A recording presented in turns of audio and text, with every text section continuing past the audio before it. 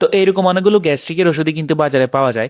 এই ওষুধগুলোর মূল কাজ একই হলেও এদের মধ্যে কিন্তু কিছু সূক্ষ্ম পার্থক্য আছে, যার উপর ভিত্তি করে আপনার জন্য কোন ওষুধটা বেশি কার্যকর এবং কোনটা আপনার টাকা বাঁচাবে আজকের ভিডিওতে আমরা সেটাই জানবো। তো কারো কারো এই ধরনের খাদ্যাভ্যাসের জন্য কিন্তু হঠাৎ করেই এই ধরনের টক ঢেকুর ওঠার সমস্যা কিংবা হঠাৎ করে এরকম বুক পেটে জ্বালা পড়ার সমস্যা শুরু হতে পারে, যেমনটা আমারও কিন্তু মাঝে মাঝে হয়।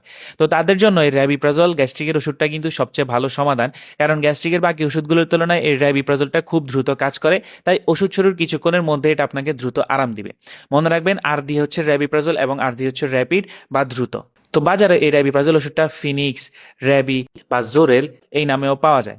তো অনেকেই আছেন যারা কিন্তু একসাথে এরকম অনেকগুলো ওষুধ খেয়ে থাকেন, যেমন স্ট্রোকের রোগী, হার্টের রোগী কিংবা ডায়াবেটিসের রোগী। তো তাদের জন্য সবচেয়ে সুইটেবল হলো এই প্যান্টোপ্রাজল ওষুধটা, কারণ এই প্যান্টোপ্রাজল কিন্তু অন্যান্য ওষুধের কাজে তেমন কোনো বাধা দেয় না।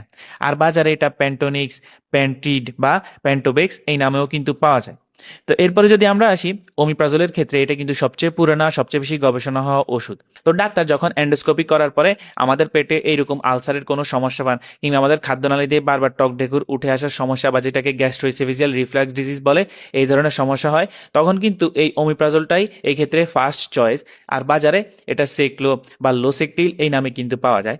আর এসোমিপ্রাজল যেটা, সেটা হলো এই ওমিপ্রাজলেরই এস আইসোমার। এটা আমাদের রক্তের তুলনামূলক বেশি স্থিতিশীল থাকে।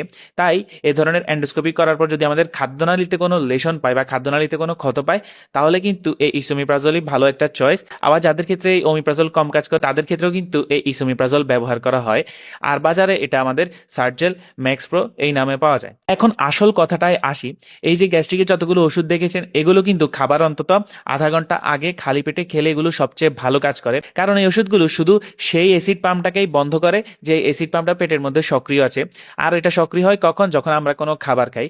তো আমরা খাবার খাওয়ার আগে যদি গ্যাস্ট্রিকের ওষুধ খেয়ে এটাকে প্রস্তুত করে রাখি, তাহলে খাবার খাওয়ার সাথে সাথে এটা যখন অ্যাক্টিভ হবে, এই ওষুধটা পুরোপুরিভাবে এই পাম্পের উপর কাজ করতে পারবে।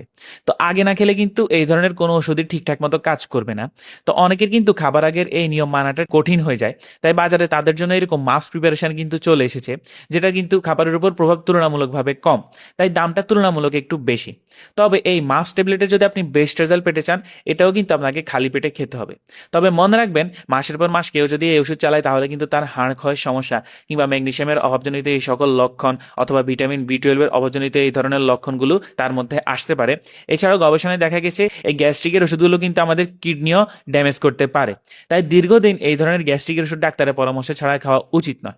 তো সবাই এই ধরনের গ্যাস্ট্রিকের ওষুধগুলো খাওয়ার ব্যাপারে সচেতন থাকবেন, সুস্থ থাকবেন।